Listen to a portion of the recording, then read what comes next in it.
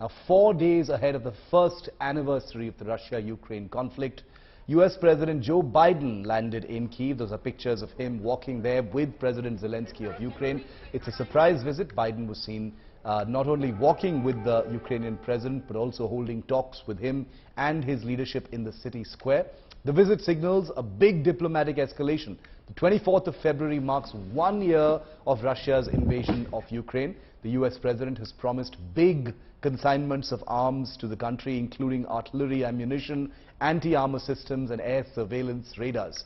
Biden minced no words in sending out a big warning to Russian President Vladimir Putin, saying that Putin may have thought that the West was divided, but he was dead wrong. Here's what he said.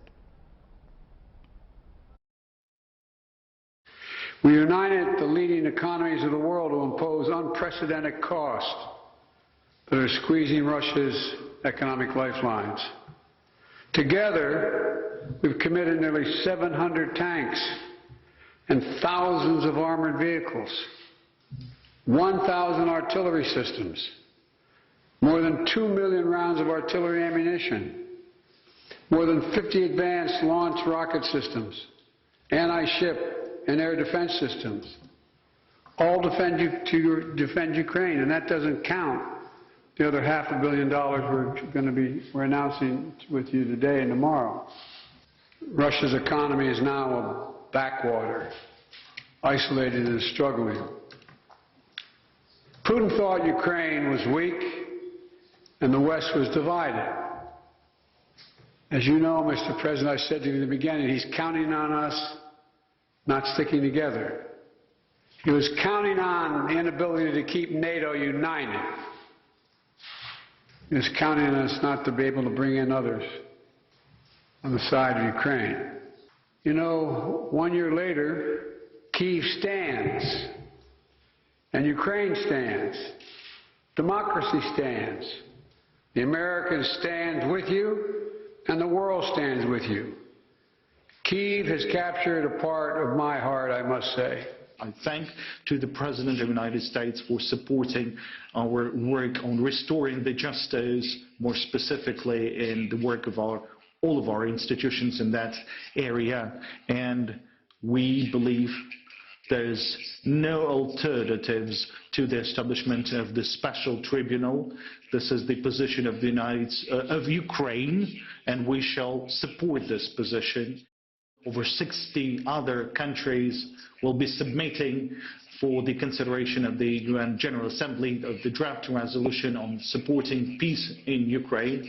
And on the eve of the 24th of February, Ukraine is grateful to you, Mr. President, to all the US citizens, to all those who cherish freedom just as we cherish them. Glory to our warriors, glory to our allies, and glory to Ukraine.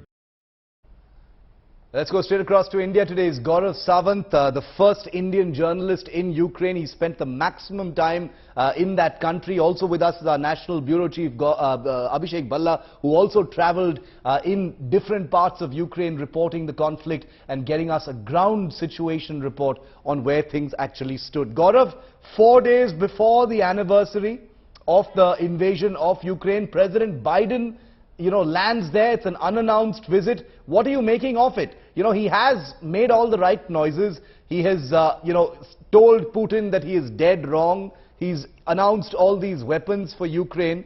But it doesn't look like Ukraine is very impressed. The Munich Security Conference that happened recently, appears to suggest that symbolism had its time, but now action needs to happen. We'll go to Gaurav in just a moment. Abhishek, you want to take that question if you heard it? Well, Shiv, yes, it's true that this visit is extremely symbolic, and Ukraine has been getting a lot of packages from the US The latest one coming only last month, 3.75 billion in all. Over 113 billion has been given to Ukraine. But now Ukraine wants to push this further. They've been demanding that they should be given the US F-16s. That they believe that that's what will be extremely crucial and would be the game changer in changing the status quo in this war. US non-committal on that. There are voices in the US, especially the conservative Republican voices, that are saying that yes, Ukrainian fighter pilots need to be trained on the F-16s, but the US hasn't really shown any commitment towards that.